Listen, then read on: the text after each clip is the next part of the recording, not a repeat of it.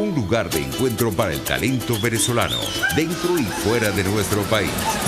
Continuamos por todos los medios con Mingo. Otro nivel.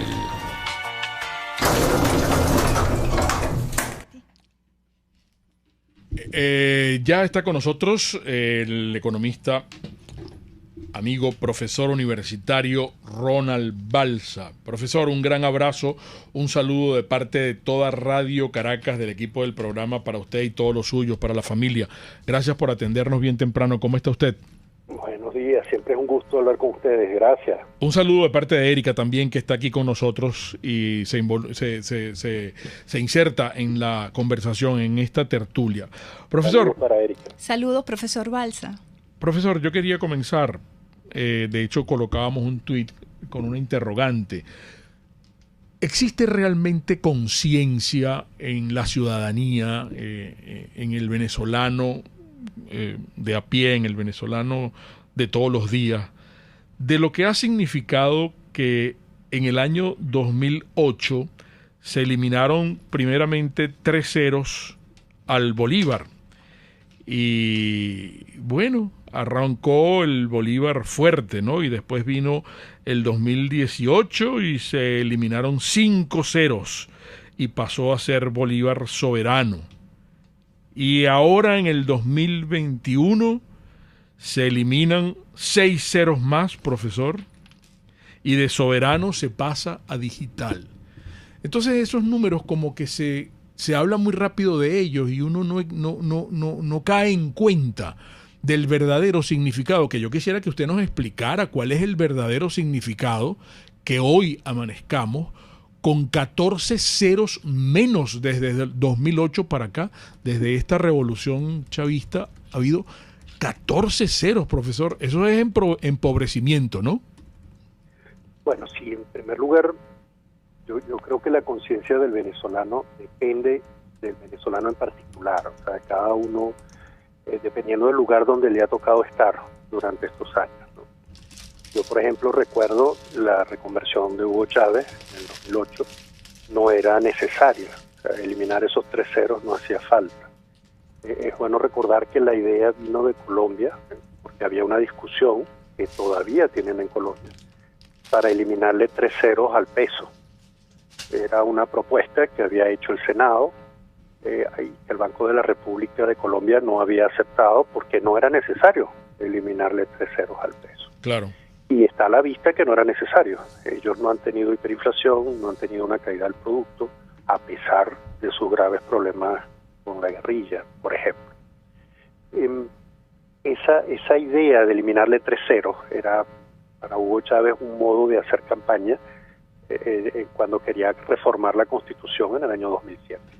Así que hablar de un Bolívar fuerte, quitándole 3 ceros, era únicamente un recurso publicitario. Pero recordemos que después hubo 4 años más de Hugo Chávez, de Cadivi, de viajes al exterior, de compras por internet, que hicieron que muchos creyeran que el Bolívar sí era fuerte, que porque podían, con los bolívares que ganaban, convertirlos en dólares y viajar por el mundo. Y pudieron creerse algunos que el Bolívar era fuerte por esa razón, pero igual compraban dólares y los guardaban en el exterior. Cuando vino la segunda reconversión, que había que eliminar 5 ceros, pues uno podría decir que ya habíamos pasado por bastantes malos ratos. Uno de ellos era que el billete de mayor denominación era el de 100 bolívares. Y ya en aquel tiempo pues había que utilizar muchos billetes para poder comprar algo. Y yo recuerdo mucho una señora comprando pollo con billetes de 5 bolívares. Y eso era un fajo de billetes. Claro. Entonces había quienes decían, bueno, es que si el gobierno o el Banco Central aumenta el número de ceros, todos nos vamos a dar cuenta de que hay inflación. No, había inflación. Y todos lo sabíamos por la cantidad de billetes y porque no nos alcanzaba. Cuando viene la tercera reconversión, ya hemos pasado por un proceso de hiperinflación. Los dólares empezaron a usarse de modo regular y transparente porque no había billetes. porque el empobrecimiento de todos hizo que los ingresos en bolívares fueran insuficientes.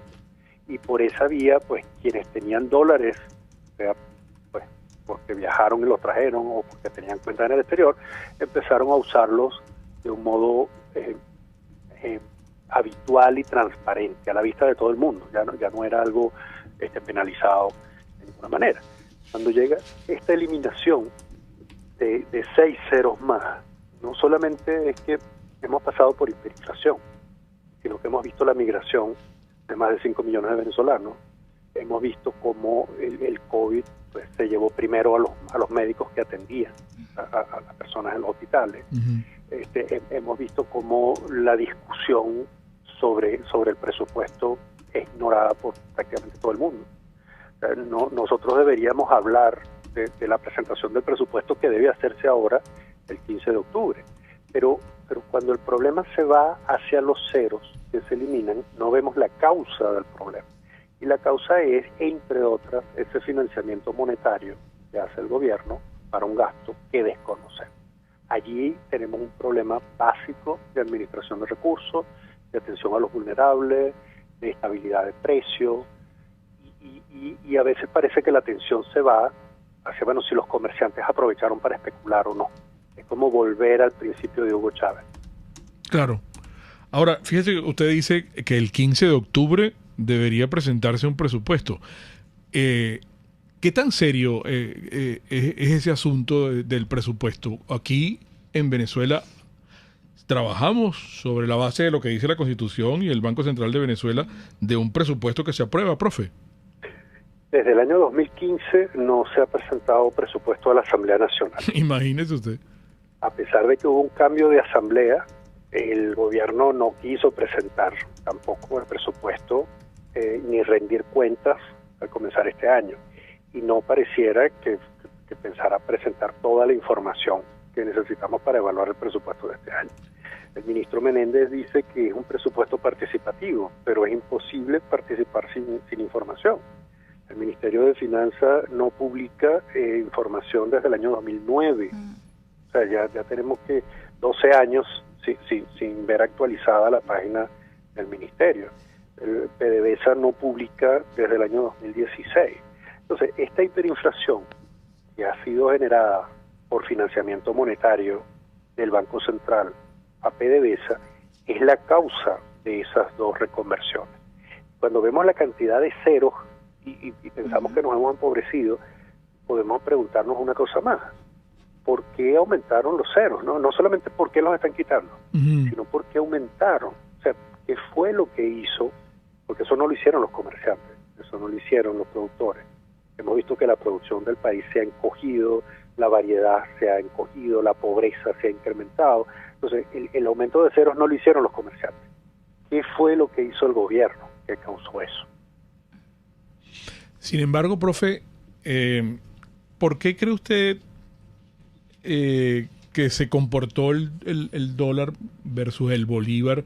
De hecho, creo que no había entrado oficialmente la reconversión, la eliminación de estos 6 ceros cuando ya el dólar estaba saltando. Y entonces la gente de manera capciosa empieza a decir, bueno, porque esto viene una especulación impresionante, van a aumentar los precios y todo esto es acomodaticio y se están preparando para lo que viene. Pero ¿por qué es eso? Eso ¿por qué ocurrió así? Y también le preguntan, profesor Balsa... No se oye bien. Profesor Balsa, ¿me escucha? Ahora sí. También le preguntan que si usted puede explicarnos a qué se debe la hiperinflación tan larga que llevamos en este momento. Ok. Bueno, las dos preguntas son complementarias. La primera tiene que ver con un salto en los precios en un día y la otra con un proceso que lleva varios años. Así que bueno, empecemos por la última. Por la primera, perdón. ¿Por qué el precio saltó en un día? Yo diría que hay 3 cosas que pueden explicar eso. Primero, que la reconversión se hizo del 30 de un mes al 1 del siguiente. Okay. Es decir, es la fecha en la que se pagan los salarios. Y ahí podemos darnos cuenta de que muchas personas reciben sus ingresos, por insuficientes que sean, en bolívares. La segunda es lo que ocurrió con el Banco de Venezuela hace unas 2 semanas. Hubo una caída del sistema que justamente generó una gran preocupación, no solamente a los clientes del Banco de Venezuela, sino a todos los que podíamos estar viendo que el sistema financiero tenía que hacer una adaptación a todo su sistema de un día para otro, y que debía estar trabajando en eso desde hace un tiempo, pero muchos no conocemos los detalles de qué tuvieron que hacer, qué problemas tuvieron que enfrentar. Recordemos que cuando se hizo la reconversión pasada, hace 3 años, la Asociación Bancaria pidió una prórroga, pidió que le dieran más tiempo para completar la tarea, y Nicolás Maduro solamente les dio la mitad del tiempo que pidieron. Entonces, primero, hay bolívares circulando. Segundo, hay un precedente apenas 2 semanas antes de un problema en los bancos. Tercero, las campañas que el gobierno hizo para el cambio al bolívar digital fue muy deficiente en todos los aspectos, porque lo único que dijeron fue que era para recuperar el bolívar, que era quitar 6 ceros, que lo del Banco de Venezuela había sido un ataque imperial, Sí. que lo que estaba ocurriendo era una medida tomada, la de la reconversión, para hacer otra vez fuerte el bolívar y revertir la dolarización. Es decir, todos los anuncios que dieron nos negaron información básica. Por ejemplo, ¿qué significa bolívar digital? ¿Cuánto tiempo van a tener los bancos para resolver el problema? ¿Por qué la vicepresidenta no se reunió con la asociación bancaria para hacer una comunicación conjunta? Incluso, ¿por qué la vicepresidenta tiene que hacer ese comunicado si hay un banco central? Es decir, los anuncios del gobierno terminaron complicando esta situación. Así que la subida en un solo día pudo tener que ver justamente con la desconfianza que el gobierno genera, más que con una medida que hay que resaltar. Los bancos en general pudieron cumplir con éxito, porque habría que reconocerles eso. A pesar del poco tiempo que le dieron, a pesar de todo lo que hizo mal el gobierno, los bancos resolvieron el problema, y ahorita podemos ver que sí funciona el sistema financiero con el que contamos. Ahora, esa desconfianza, además un viernes, el último día de la semana, pudo haber generado que los que tenían dólares los quisieran guardar, dijeran, yo espero para venderlo la semana que viene, si acaso, y los que tenían bolívares no se querían quedar con ellos. Entonces viene la presión para comprar. ¿Y qué hacen los comerciantes cuando ven eso? O ajustan el precio por un lado, o cierran el negocio por el otro, o solo cobran en dólares, porque es la moneda que supuestamente no va a cambiar de precio de un día para otro. ¿Yo qué esperaría esta semana? Que el precio bajara un poquito. ¿Y por qué un poquito? No tanto porque el Banco Central vaya a vender dólares, sino porque hay gente que va a querer comprar bolívares, o sea, que los va a necesitar para las transacciones que habitualmente hace en bolívares. Ahora, eso me lleva a la segunda pregunta. ¿Eso significa que la reconversión causó el aumento y ahora va a causar la caída en el precio del dólar? No, fue el nerviosismo generado por una medida mal tomada y en particular. Pero ¿qué es lo que ha hecho que estemos en hiperinflación? Aquí voy a exagerar la nota. No han nacido las reconversiones, porque tenemos solamente 3 reconversiones en un periodo que va desde el 2008 hasta acá. Y estamos sufriendo una hiperinflación desde 2017. Sí. Es decir, la causa de la hiperinflación no es la reconversión.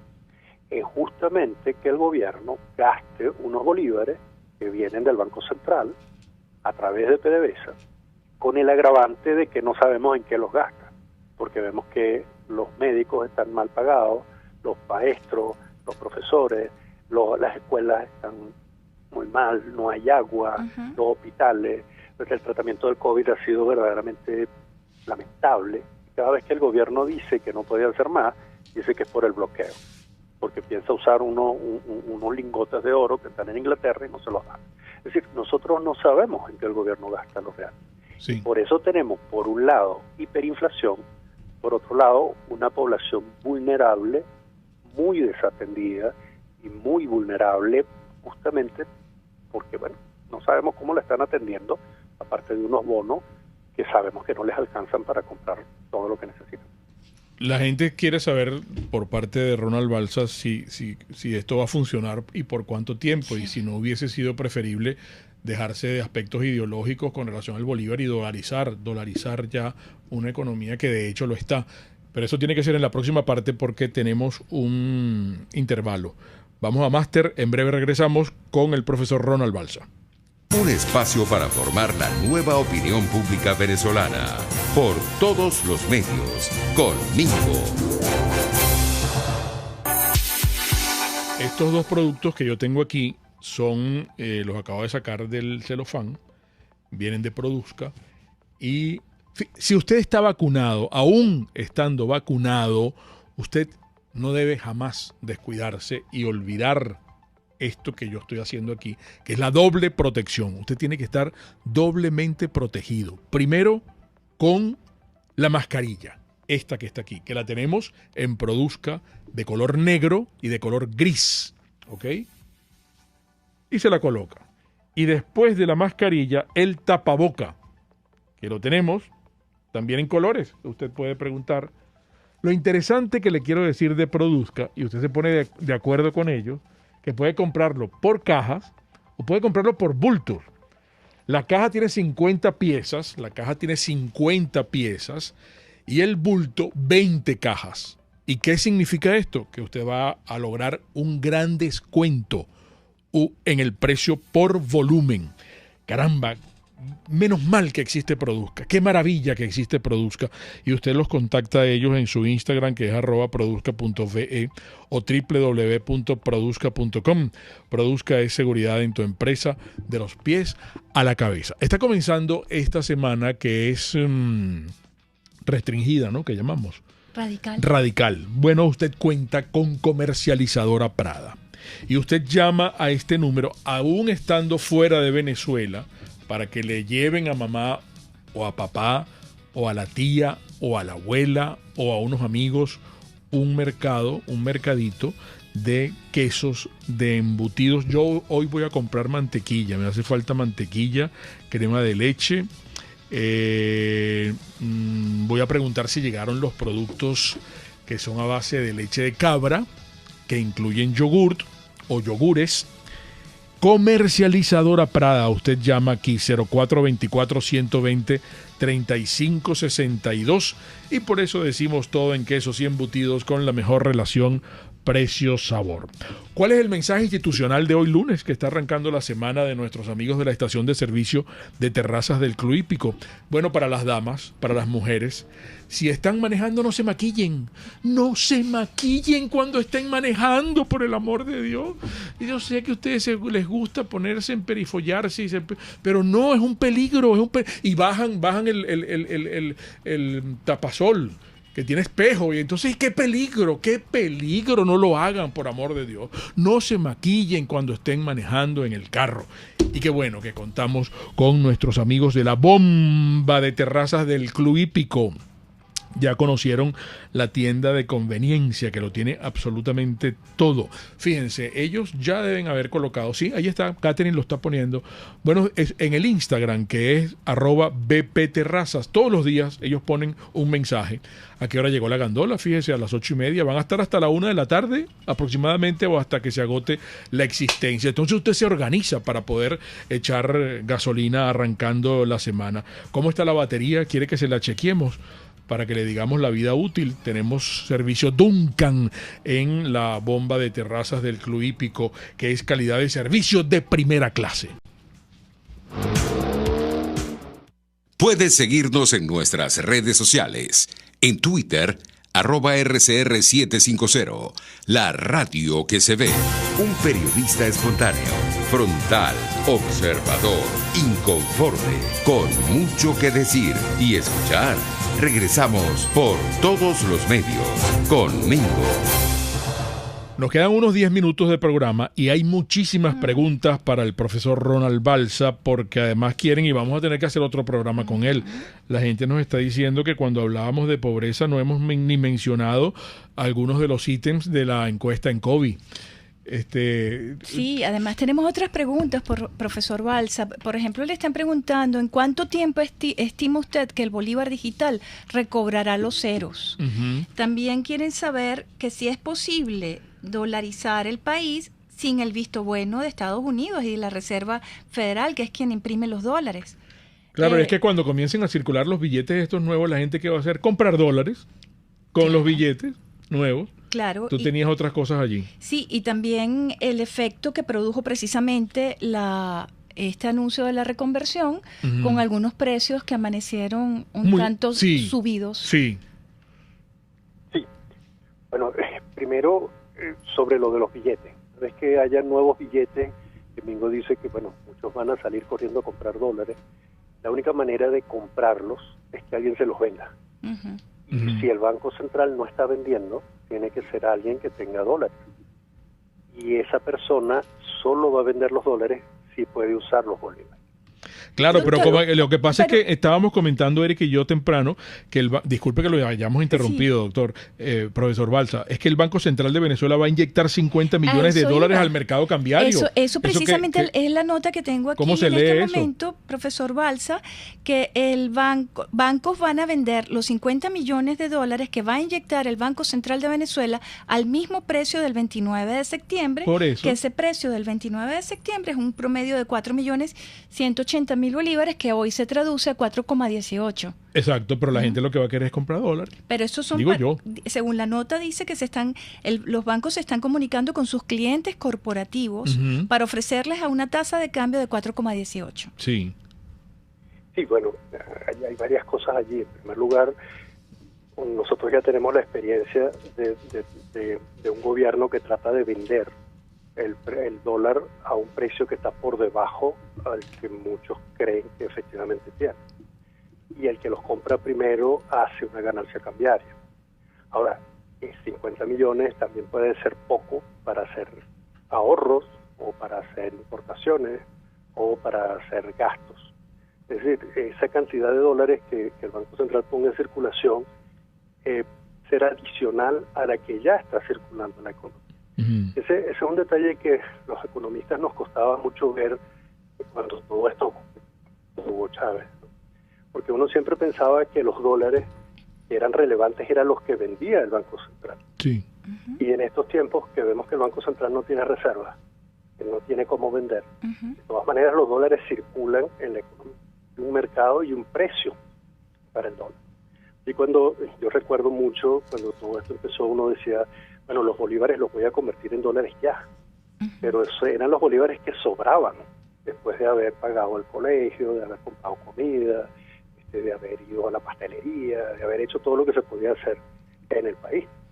Incluso había gente que cuando pagaban las utilidades en diciembre decía, ¿qué puedo hacer con esto? Me voy a comprar un carro nuevo, por ejemplo. Eso hace mucho tiempo. Y lo pagaban en bolívares. Lo que se convertía en dólares era lo que sobraba, era el ahorro, porque era la manera de preservar su valor. Incluso había quienes preguntaban, ¿será bueno que me compre una casa, un apartamento? Porque con los bolívares se podía hacer. Por supuesto, quien los recibía, si los iba a utilizar para ahorro, podía comprar dólares, y si iba a importar, compraba dólares. Pero si lo que iba era comprarse una lancha, podía hacerlo en bolívares también.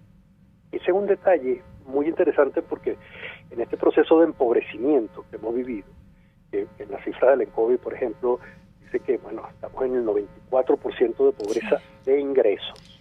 Hay muchos que efectivamente por sus ingresos son pobres, pero que tienen ahorros en dólares y eso les mantiene la posibilidad de comprar algunas cosas, ya no de viajar al exterior o de comprarse un carro o una casa en la playa, o nada de aquello que en los tiempos de bonanza eran alternativas, sino que les permite comprar comida, reparar algunas cosas en su casa, comprar una batería, o menos que eso todavía.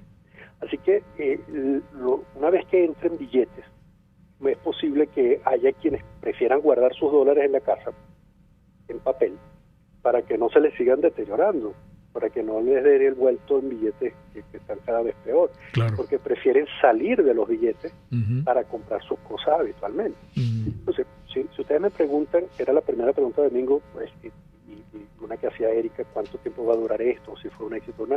Yo diría, la reconversión ya fue un éxito, en el sentido de que los bancos pudieron hacer la eliminación de los ceros. De los 6 ceros. Okay. Ahora, ¿cuál es el problema? Que no sabemos cuándo van a llegar los billetes. Esa es otra cosa. Ese es el manejo del efectivo. Uh-huh. Y eso es una responsabilidad que el Banco Central ha incumplido durante ya muchos años. O sea, nosotros no sabemos cuándo van a llegar los billetes. Eso ya no es reconversión. Eso es manejo del efectivo. Por otro lado, dice, bueno, ¿en cuánto tiempo van a aumentar los ceros? Uh-huh. Eso no depende de la reconversión que ya se hizo. Eso depende de la política fiscal que sigue el gobierno y de la transparencia que haya, la posibilidad de hacer inversiones a futuro. Eso es central, o sea, para que uno piense en el final de la hiperinflación y en la duración de la reconversión. Además, ¿cuánto tiempo puede durar esto? Pues también depende de cuánto tiempo el gobierno esté dispuesto a mantener un sistema que no funcione. Por ejemplo, ustedes me decían cuánto debe durar el billete de 100 como el de mayor denominación en el 2016. Yo les hubiera dicho, bueno, hace rato deberíamos tener el de 1.000 bolívares, no el de 100. Pero el Banco Central no lo sacaba. Entonces el Banco Central mantuvo un sistema que no funcionaba excesivamente en el tiempo. La otra pregunta que hacía Erika, que tenía que ver con la dolarización. Fíjense que si la economía estuviera dolarizada ya, como decía Mingo hace un momento, la reconversión no habría sido un problema. No estaríamos hablando del aumento de los precios en bolívares, no habría tanta gente incómoda. Lo del Banco de Venezuela no habría tenido mayor impacto. Pero los bolívares se siguen usando. Y por eso, cuando los precios en bolívares parece que suben, pegados al tipo de cambio del dólar, que no es el oficial, muchos sienten que se empobrecen todavía más, porque sigue siendo el bolívar un medio de pago habitual, no de ahorro, sino de pago. Y cuando uno va a pagar en bolívares y le dicen, no, mira, que ahora el tipo de cambio es mayor, uno puede comprar menos. Pero todos los precios están marcados en dólares, profesor. Aun cuando exigen que los precios ahora deben estar marcados en la nueva moneda. Si tú vas a comprar algo a $5 y lo pagas en bolívares, pero son $5. Entonces, sí, y te sacan la cuenta, tú sacas la cuenta con el teléfono o sacas la cuenta mentalmente. El problema es allí, cuando sacas la cuenta. Claro, pero lo que quiero decir es que es el dólar la moneda oficial, no el bolívar. No, el dólar es la moneda de referencia. Pero cuando tú vas a pagar, la moneda que importa es la que tú tienes. Sí. Porque el otro te la recibe al tipo de cambio que te dice.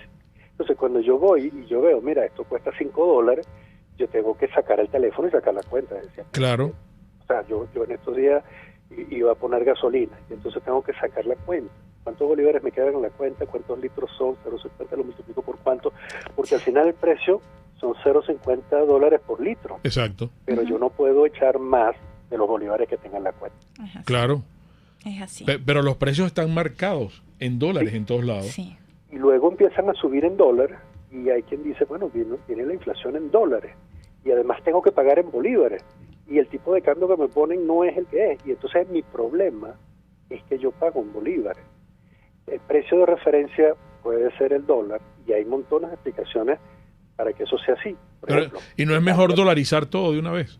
No, no, porque no lo van a hacer, no lo van a permitir. No tienes el medio de pago para cumplir con esto. O sea, una cosa es que la referencia sea el precio en dólares y otra cosa es que la moneda que circula en el país sea mayoritariamente dólar. Ecoanalítica ha hecho algunas mediciones y ve que la proporción de pagos que se hacen en dólares es casi la mitad o un poco más. Lo que significa que casi la mitad o un poco menos se hacen bolívares. Claro. Profe, se nos agotó el tiempo, lamentablemente. Un placer siempre. Claro que sí, pero pronto nos permite consultarlo de nuevo, ¿verdad? Siempre claro, es un gusto hablar con usted. Un gran placer, el profesor Ronald Balsa, Qué bueno, ¿verdad? Estupendo. Arrancando la semana. Y aclarando muchas cosas. Sí. Amigo. Todo lo conversado acá, como siempre, amigos, las interpretaciones finales de ustedes. Y recuerden, el comunismo te quiebra las rodillas para que tengas que darle las gracias por las muletas. Hasta mañana. RCR presentó Por Todos los Medios con Mingo.